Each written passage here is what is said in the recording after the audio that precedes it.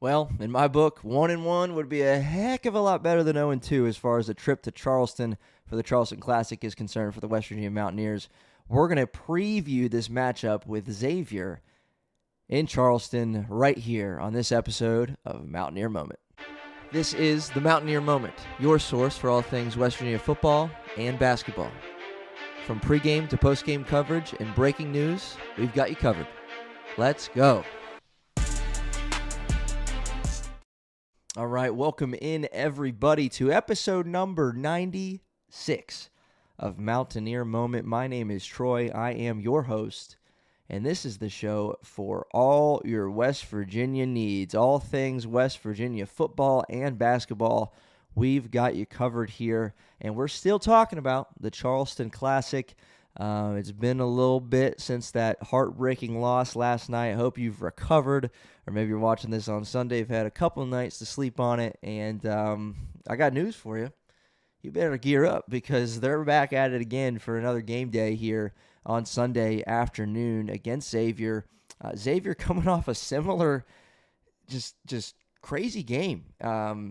Crazy game. And if you were in Charleston to watch both of these games, I know the first one obviously didn't go the Mountaineers' way, but cool stuff. Just in terms of the bang for your buck there. A couple 1-point games. Are you kidding? Or West Virginia obviously lost by 3, but really, really, really good games. And total margin of 4 points. Xavier falling to Georgia 78-77 after they tried. They came back from down 14, took the lead. And, man, they just couldn't hold on. Couldn't hold on. I was hoping West Virginia was going to get an opportunity to play Georgia, but Xavier will have to do. The hero in that one was Smurf Miller hitting a game-winning three-pointer with about 10 seconds left, and then Xavier not able to get anything to fall on the trip down the other end of the court to end the game. They fall 78-77. And where we're going to start is we're going to talk about, like, this is it's November. I get it. You go 0-2 in Charleston. It's not the end of the world, but you really don't want to go 0-2 in Charleston. If you're Xavier, if you're West Virginia, but obviously from the West Virginia perspective, with what the performance you just had against Clemson, you feel like you should have won that game. You feel like you should have held on. You got to find a way by any means necessary to win this basketball game on Sunday. You just do. It's going to feel a heck of a lot better knowing you went to Charleston and split versus you went to Charleston and lost both. You got to find a way to win this game. You got to find a way. And both of these teams, you mentioned it, the heartbreaking loss for West Virginia, and similar games in the sense that, one team led the majority of the way and then another team comes and takes a late lead. The only difference is that West Virginia couldn't come back and overcome, falling below Clemson. And obviously Xavier got that comeback and Georgia was able to prevail in the end. So similar things, just, different outcomes at the end as far as who controlled the game and who ended up winning the game when all was said and done. But heartbreaking losses for both teams nonetheless, right? That was a Xavier team. I mean, this Georgia offense is incredible, averaging like 99 points a game this season. On the day, you hold them to 78, but in the first half, it didn't look good. It was 53-41 at half. And then you hold them to 25 points in the second half. Xavier showed up, showed out, and nearly upset the Bulldogs in Charleston. And it would have been an upset. There's no doubt about it. So I don't know, if you're like me, if that causes cause for concern about Xavier, if that causes, all right, well, maybe they're a little better than we thought. It does for me. And just the way that thing played out, they're coming off a really, really good half of basketball where they beat Georgia in the second half by 11 points, 36-25, looked good, looked better, made shots, played with efficiency defensively, obviously holding that caliber of a team to just 25 points in the second half. But if you take a look at the box score for Xavier in this one, we've already mentioned, Mountaineer Paul and I kind of broke down this little 4-team bracket, mentioning both teams and what they bring to the table. Trey Carroll And Milicevic led the way for Xavier, 19 points apiece in this one. 5 of 9 from 3 for Milicevic, 11 for 32 on the day for Xavier. They shot at just 39% from the floor. Still put up 77 points thanks to 15 offensive rebounds. That's the number to watch. There were 2 guys in Xavier's starting lineup with a double-double, and they were just narrowly out-rebounded by Georgia, 43-42. But again, 15 offensive rebounds helped them scrap and claw their way back into this game.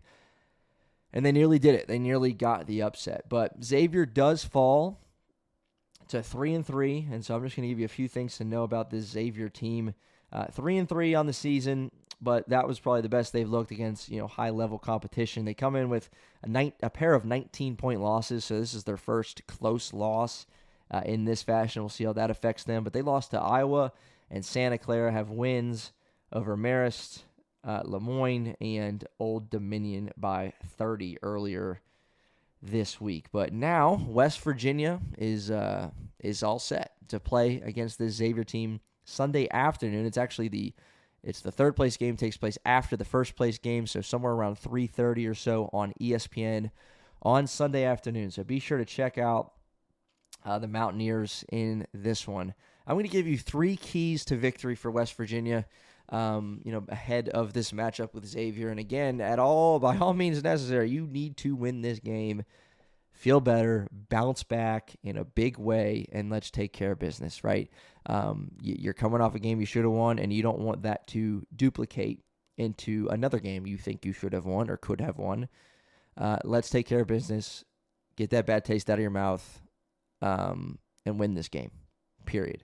Here's 3 keys to them doing that. 1, that number speaks for itself. 15 offensive rebounds for Xavier in this one, which is incredible. Xavier, 15 offensive rebounds against Georgia. And so that's number 1. You got to keep this team off the offensive glass. You need Harlan Obi-Oha to show up. And not that he sounds weird. He had 9 rebounds against Clemson, but no points, no real threat at all down low to score.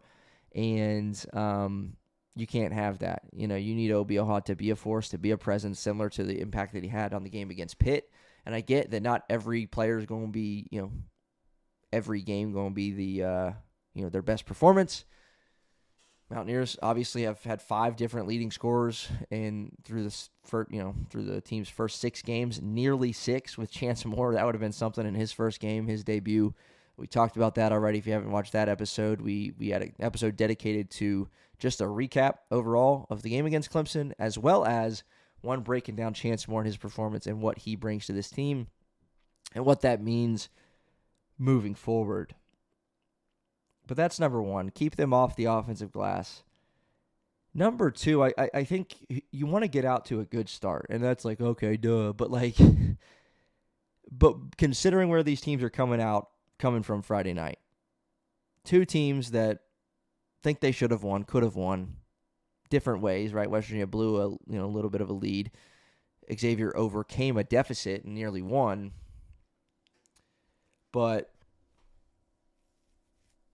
not that either team's going to come out flat and they're not going to come out energetic. I'm not saying that, but if you can get off to a good start and put them down 10-15, that's going to feel really good for you. Confidence boost, putting that loss behind you.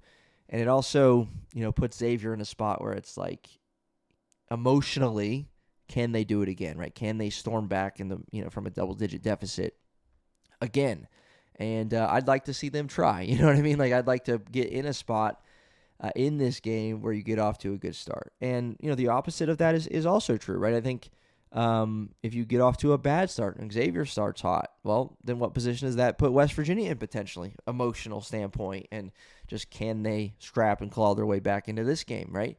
I don't want to find that out. I hope they don't have to find that out. I don't want to see that. I want to see them win this game going away, if you could say it that way. And then thirdly, I said there'll be 3 keys to victory here as we close out this episode. And I think the third key to victory is West Virginia's point guard play. So it's interesting, and this is not a slight at Jasper Floyd. because he did some good things, but he had 0 assists and 4 turnovers against Clemson. Meanwhile, Amir Jenkins had his best performance of the season significantly, not just because of what the box score indicates, but because of what he really did out on that floor that caught your attention. Couple beautiful shots, 3 for 5 from the floor for him, 19 minutes. He had 4 assists and 0 turnovers, so the opposite of what Jasper Floyd did. But I'm just going to be curious, something to keep an eye on.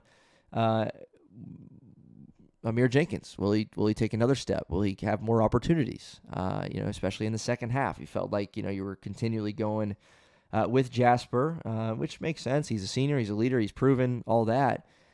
But Amir Jenkins did some things against Clemson that made you smile, that made you think, man, this kid's good. I want to see more of that, and you just didn't. And so I think point guard play is big. We said it. Previewing the Clemson game. I don't know if I labeled it as a key to victory, but I said Jasper Floyd has to be really, really good against a good Clemson team. And you fall short in a game that you could have won, and then you look and it's, Jasper had 4 turnovers. Jasper, airballed that 3 late. That was an opportunity either to tie or take the lead. Again, missed shots happen. It's not, what I'm sitting here saying, but the point I was making earlier, pregame, still checks out, because had Jasper Floyd not turned it over as much, had he, made a couple more shots, right? And again, it's not like he was bad. He was 5 for 9 from the floor. He was efficient. But had he been really, really good, you would have won the game. The fact that he was good or okay, you didn't win the game. And that checks out with what I had said prior. So point guard play, I think, is going to be big. Whether it's Amir, whether it's Jasper Floyd, getting these guys involved, you got to find a way to do it to win this game. So those are my 3 keys. Offensive rebounding, getting Harlan Obioha, to be a presence down low, and then thirdly, secondly, Harlan Obioha was tied in that first one, so maybe there's kind of 4, but secondly was getting off to a good start just based on the emotional levels of these teams right now. And then thirdly, fourthly, whatever you want to call it, is point guard play. Jasper Floyd, Amir Jenkins, lead the way, lead this team, and let's leave Charleston on a high note. Let's get a win. Let's continue to build as you inch closer to conference play, as you inch closer to even some upcoming games against some quality opponents. So you've got Wake Forest coming up in early December. You got Ohio State as well. Some other games mixed in there, but then you got a start to Big 12 play that includes a road trip to Iowa State to open things up on January 2nd, 9 o'clock Eastern. So how you doing? Because that's going to be a fun one. All right. So continue to get better, continue to make strides. And I think this team did get better. I think, again, it's easy to overreact after a loss. It's easier to say, man, they blew it. Or when you come back to reality a little bit, I said it, West Virginia didn't have that game against Clemson just wrapped up, and then Clemson came in it's an 8, 9, 10-point game, and Clemson made some shots. You stopped making some shots, and Clemson ended up winning. Sometimes basketball's just that simple. So it's not like they blew a 25-point lead. But anyway, shouldn't even rehash that, because we're on to Xavier Sunday afternoon, 3:30. We'll have you covered here with post-game coverage as well later that evening. And we will see you next time on Mountaineer Moment. Again, this has been episode number 96. And we will see you next time. Hit that subscribe button, and let's go Mountaineers.